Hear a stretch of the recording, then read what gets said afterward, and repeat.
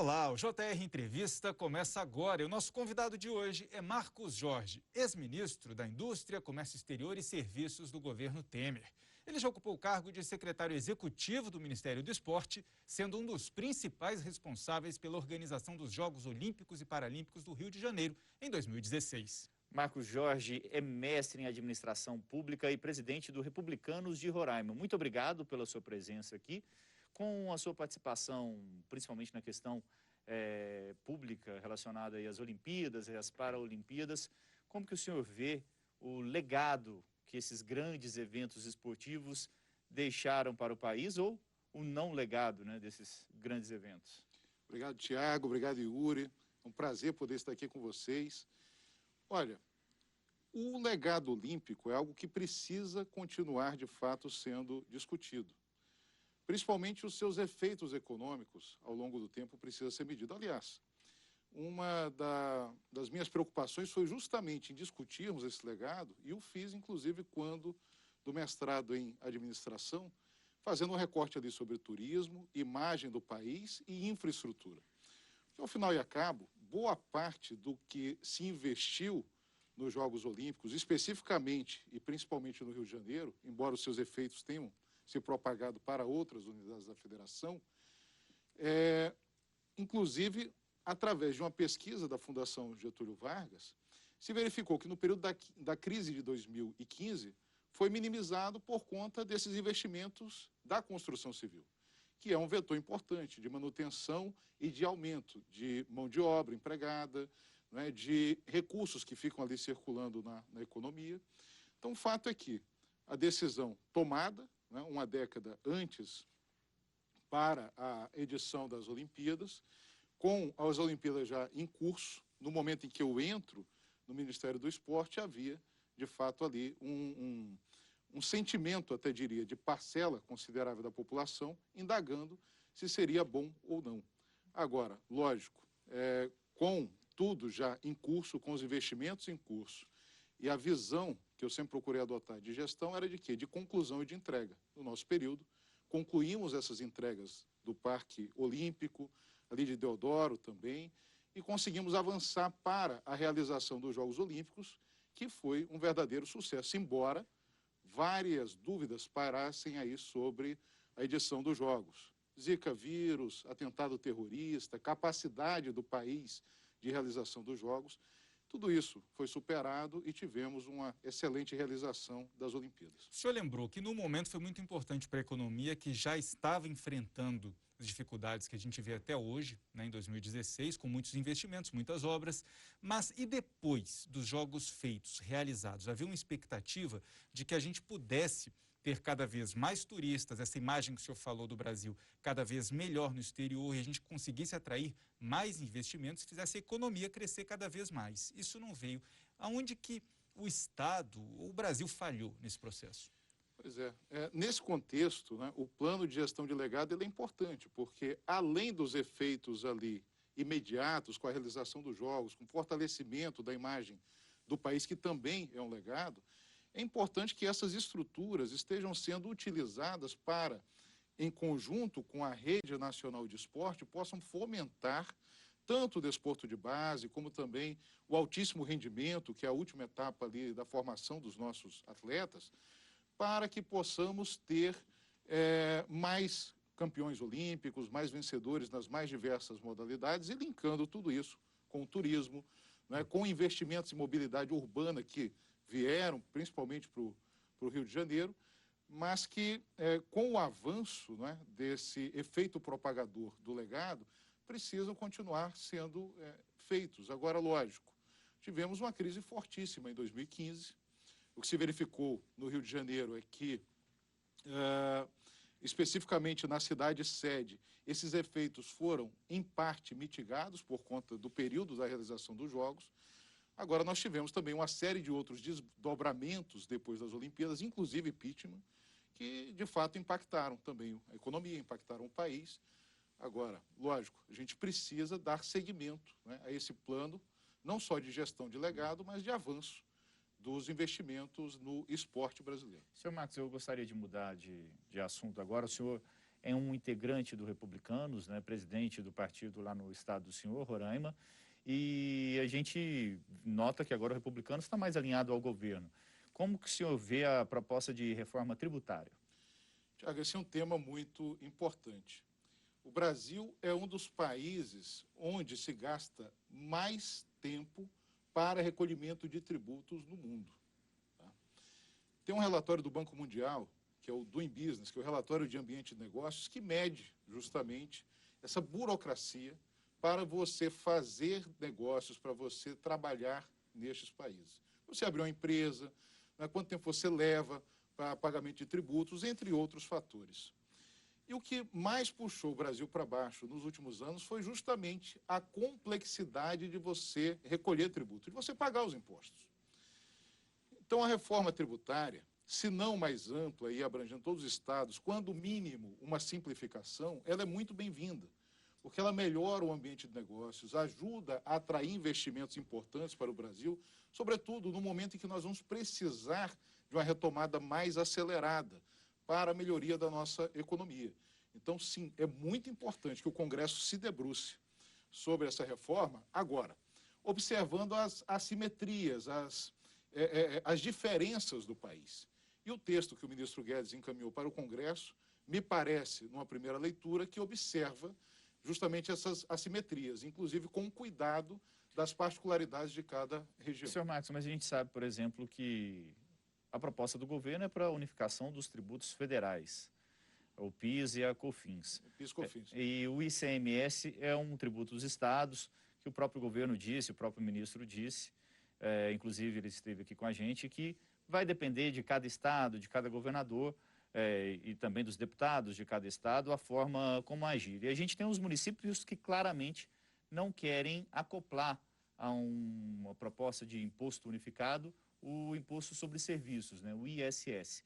Como que o senhor vê essa movimentação? O senhor acha que os estados deveriam unificar também esse tributo ou não? Qual que é a sua visão sobre o assunto? Deveriam. Agora tem que ver na prática se tem clima para avançar com essa pauta no Congresso, porque o ideal é que nós conseguíssemos juntar tudo, simplificar o máximo possível. Agora, se não tem como fazer neste momento o todo, não se pode deixar de fazer, pelo menos a parte federal, fazer essa simplificação e unir tudo isso daí de maneira mais simplificada e ainda incentivando, como no nosso caso, na região norte, Amazonas, Roraima, onde nós temos ali, nos estados que compõem a SUFRAMA, por exemplo, Amapá, Rondônia, Acre, incentivos que auxiliam esses estados a atrair investimentos em um país continente onde você não tem a mesma competitividade nessas regiões que em outras mais desenvolvidas. Então, me parece que, ao se analisar o cenário inteiro, e não por falta de vontade do governo, pelo governo, acredito que avançaria com a proposta mais completa. Mas tem que se verificar, Yuri, aquilo que é possível aprovar, né? Aprovar. Mas era onde eu queria chegar com o senhor. Roraima é um dos estados, assim como outros, que depende de muitos recursos federais. A gente não poderia ampliar essa reforma para já incluir essa discussão para que os estados, como Roraima, tenham maior independência financeira? Isso não poderia ser discutido dentro da reforma tributária? Então, mexer no bolo de cada estado é sempre uma coisa muito difícil, né? Muito difícil. E cada estado tem ali, no Senado, a mesma representação, porque os senadores representam o estado. Agora, na Câmara, os estados maiores têm uma representação maior de deputados federais. Então, mexer nesse bolo todo, de fato, é algo complexo, porque quando você dá um pouco mais para um, você está tirando de algum lugar. Essa é a conta. Agora, é fato também que, tal como foi encaminhado, né, acoplando-se as PECs 55 e 110, né, uma da Câmara, outra do Senado, e avançando com essa discussão, com certeza será positivo para o país. Veja que, quando estive no Ministério da Indústria e Comércio, se falava muito do portal único do comércio exterior, mas tinha ali dificuldades para avançar, porque você tinha que unir 22 órgãos num único ambiente. Muitas realidades distintas. Inmetro, Receita Federal, Secretaria de Comércio Exterior, Anvisa, e por aí vai. Cada um com sua realidade, com suas complexidades. Mas qual a vantagem disso tudo? Você simplificar a vida do cidadão. Você dizer, olha, eu vou melhorar o ambiente de negócio, que eu estou acabando com burocracia, passa a ser mais fácil você exportar, vender, fazer negócios, isso traz dividendos importantes para o país, não só para a balança comercial, mas também na ponta, para quem está gerando emprego, gerando renda, para manter a economia girando. E eu, à época, secretário executivo do então ministro Marcos Pereira, e depois assumi, quando da saída dele em janeiro de 2018, concluímos este programa, que com outras medidas tiraram o Brasil das últimas posições da avaliação da Organização Mundial de Comércio em 2014 para a primeira colocação da OMC em facilitação de comércio. 1 em cada 10 medidas no mundo para a facilitação de comércio foram adotadas pelo Brasil em 2018. Então, ora, dava para fazer tudo o que nós queríamos em termos de abertura na época? Não, você precisa sentar na mesa, dialogar com todos os setores e convergir para aquilo que é possível para o momento. Mas ainda assim, quando você tem foco, você consegue fazer entregas importantes para o país, para você avançar e fazer tudo aquilo que o país precisa em termos de economia, em termos de comércio, e a reforma tributária é ponto central nesta discussão. Senhor Marcos, são cerca de 27 legislações com relação ao ICMS. O senhor acha que o Congresso deveria agir e fazer uma legislação única sobre o ICMS, que é um imposto estadual? Esse seria o ideal, né? Agora, combinar isso com os estados é uma tarefa difícil, né? Colocar todos os estados na mesa, com todos os representantes, cada um com seus interesses, porque a briga por atração de investimentos é uma briga de todos. É uma briga de todos. Veja que nós estamos tendo agora em Roraima o maior investimento privado da história do estado, no setor energético. Foi feito um leilão pelo governo federal, ainda a portaria saiu em dezembro de 2018, o leilão em maio do ano passado, para a produção de energias alternativas, energias mais limpas, do bagaço de dendê, biodiesel, biomassa, e tem uma boa parte de gás natural que estará sendo explorado no Amazonas. Mas não bastava o leilão. Foi um incentivo importante do governo federal. Mas lá na ponta, o governador teve que também dizer, olha, nós vamos aqui trabalhar a pauta de simplificação, de melhoria do ambiente de negócio, para que vocês não tenham tanta burocracia, para passar anos para tirar uma licença ambiental, não é, para conseguirem, de fato, iniciar seus empreendimentos.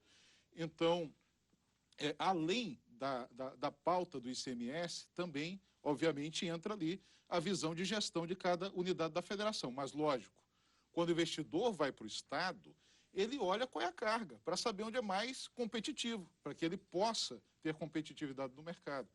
Então, quando você olha para São Paulo, por exemplo, onde todos os insumos estão ali do lado, onde você não vai gastar tanto para ter ali no seu chão de fábrica aquilo que você precisa para produzir, ele, se tiver a mesma carga que outros estados, onde depende de transporte, às vezes para embalagem, para coisas ali que entram, componentes para a produção, quando se trata de alguma coisa manufaturada, ele vai olhar o custo, vai olhar a tabela, não é? Quanto é que vai custar, qual é o custo também logístico de transporte, para ele exportar ou vender internamente.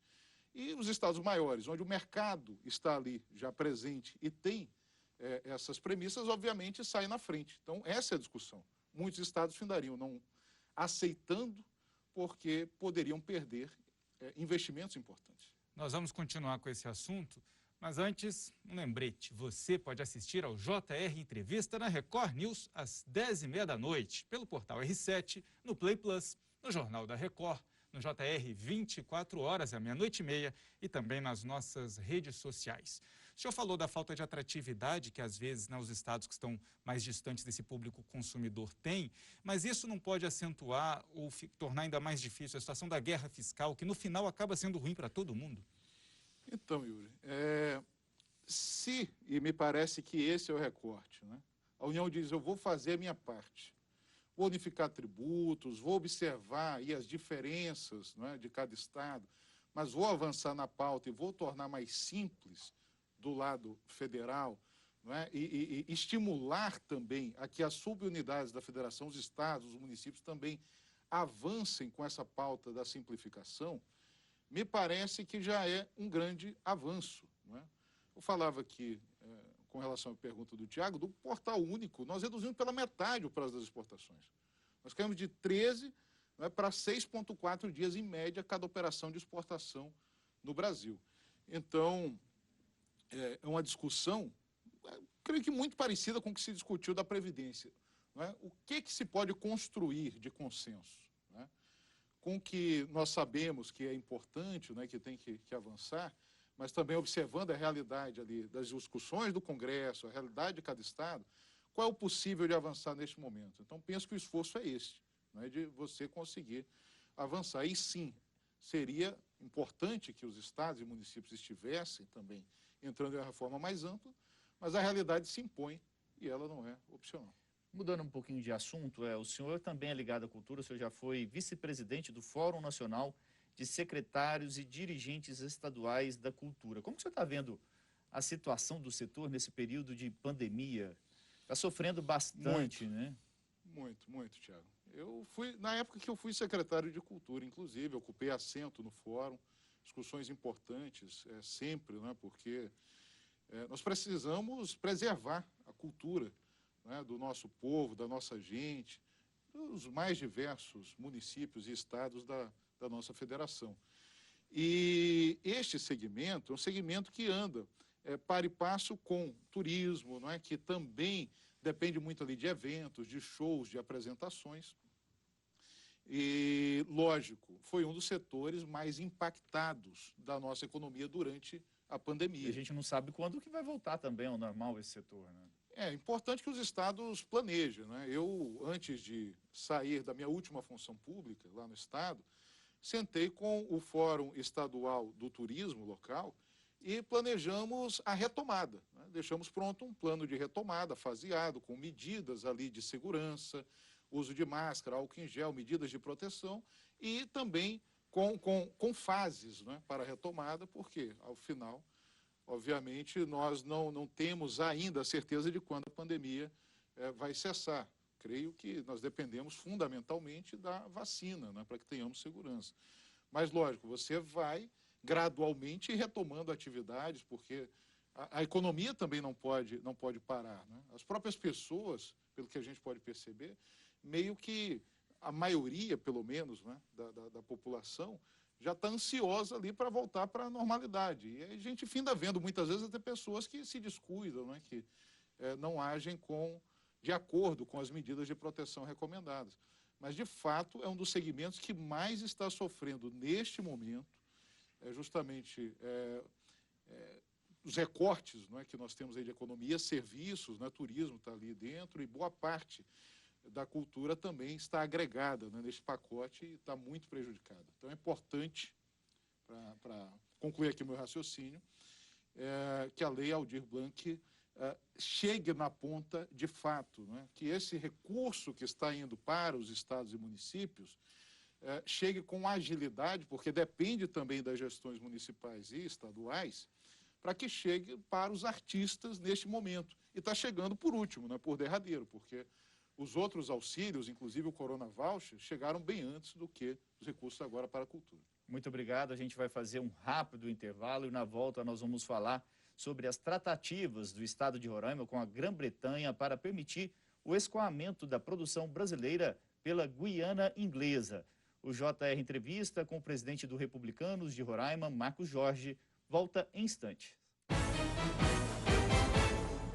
Voltamos com o JR Entrevista, que recebe hoje o presidente do Republicanos de Roraima e ex-ministro da Indústria, Comércio Exterior e Serviços, Marcos Jorge.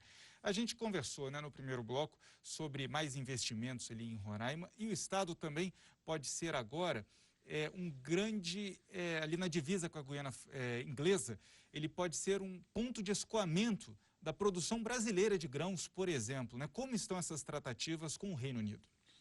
Pois é, o próprio governador Denário tem, inclusive, trabalhado muito fortemente para que tenhamos essa aproximação e enxergando ali que este será o corredor logístico principal para o desenvolvimento de Roraima e para o escoamento da sua produção. O embaixador do Reino Unido, Vijay, esteve ano passado nos visitando ainda lá em Roraima, já dando notícias de que o Reino Unido, né, como um parceiro histórico, inclusive, da Guiana, já tinha liberado em torno de 100 milhões de dólares para um pedaço da estrada que falta pavimentar. E o restante, nós temos uma cooperação do BID, do Banco Interamericano de Desenvolvimento, para a entrega do projeto de engenharia. E aí a Guiana agora, segundo o FMI, é a economia que mais crescerá em 2020, acima dos 50%, terá condição de financiar, agora com os royalties do petróleo, e é por isso que vai crescer tanto, por conta da descoberta de petróleo no seu litoral, terá condição de financiar essa parte da estrada que falta entre as cidades de Letem e Linden. Mas como é que está hoje, de Roraima, né, até Georgetown? De Boa Vista a Bonfim, que é a nossa cidade que faz fronteira com a Guiana, completamente pavimentado, pavimento novo, inclusive. Quer dizer, o lado brasileiro Está pronto. feito. Está pronto. A ponte está pronta, a ponte que você entra na nossa mão e sai na mão inglesa. Deve ser curioso isso. É bem curioso. Quase né? um viaduto. É quase um viaduto. Eu tenho um amigo que diz que você entra na mão certa e sai na mão errada do outro lado.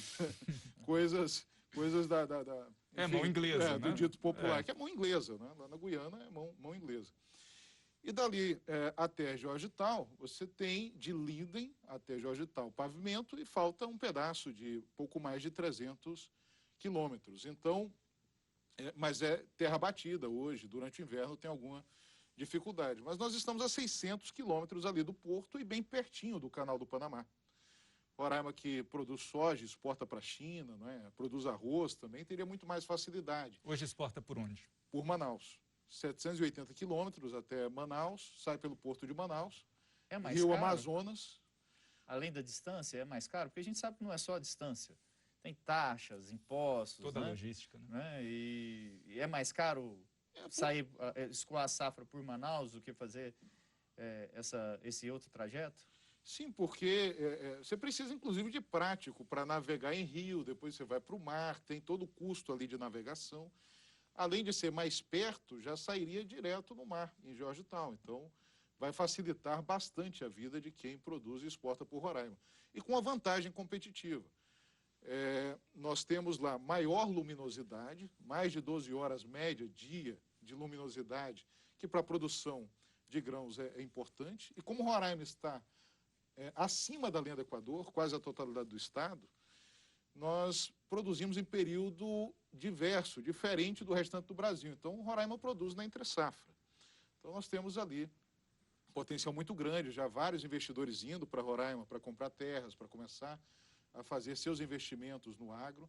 Então, tem um potencial de crescimento muito bom e muita gente já olhando para este corredor logístico que se forma Hoje já através da Guiana. Esse corredor pela Guiana já é utilizado hoje, mesmo com a estrada de terra batida? Sim, já é utilizado. Quando, no período do verão, inclusive, produtos já saem pela Guiana. Já foi estruturada uma primeira operação de melão, né, de melão produzido em Roraima, em parceria com a Abrafrutas, com a Associação Brasileira de Produtores de Frutas, saindo por ali, pela Guiana para a Europa. Então, já é possível. Agora, eu tenho duas dúvidas nessa questão do corredor pela Guiana. Se outros produtos de outros estados brasileiros podem passar por ele, seria eficiente também? E o que é que o Reino Unido pode ganhar nessa negociação? Quero só lembrar um detalhe curioso, né? Roraima não tem ligação terrestre com boa parte do país, né? Para chegar de avião mesmo. Ou barco?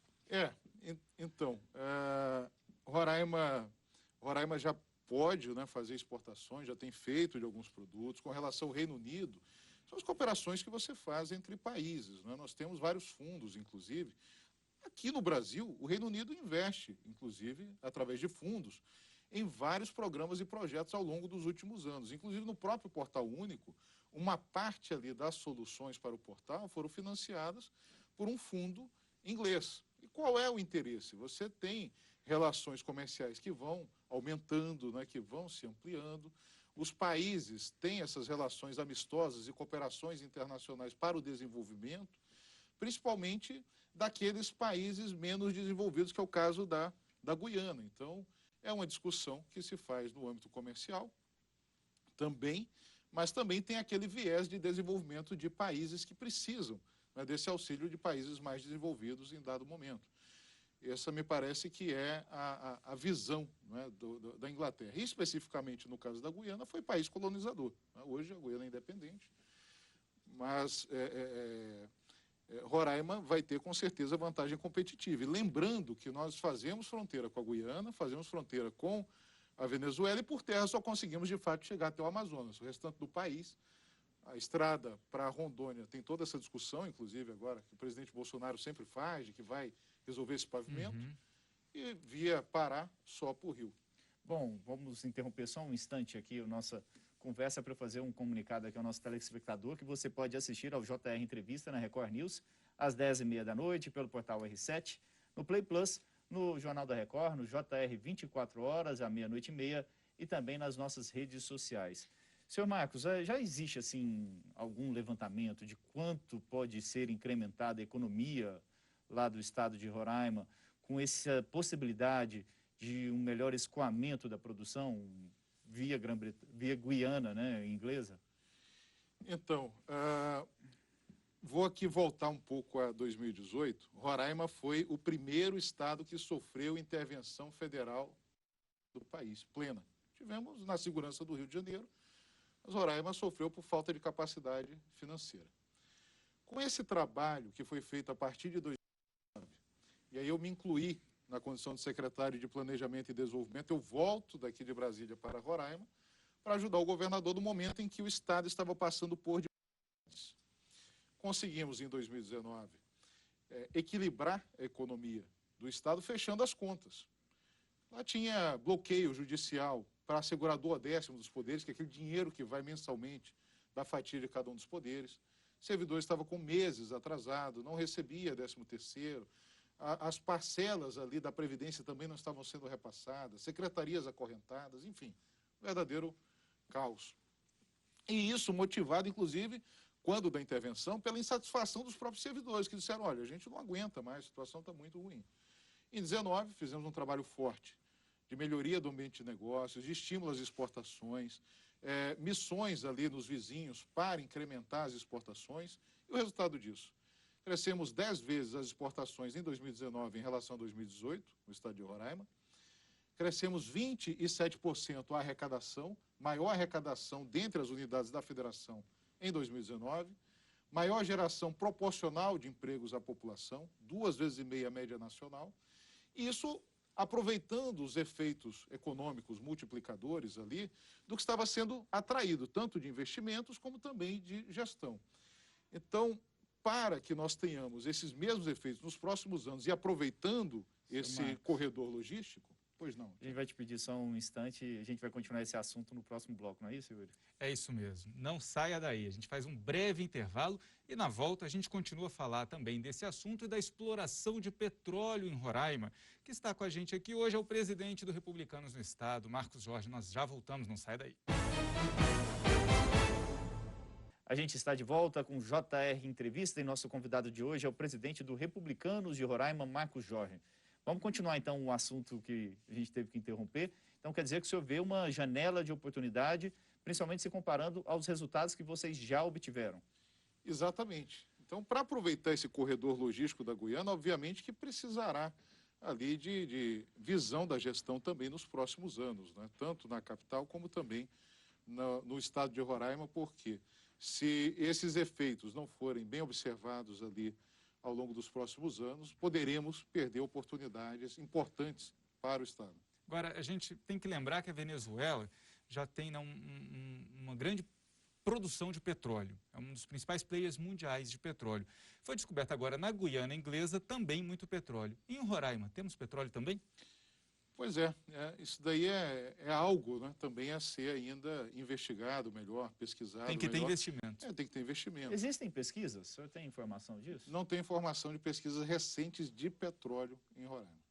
Mas teria dificuldade de exploração por conta das questões ambientais, né? Com certeza. Também. E, assim, nós somos líderes mundiais, o Brasil, em tecnologia offshore, né? Em tecnologia de mar. Isso muito por conta também do pré-sal.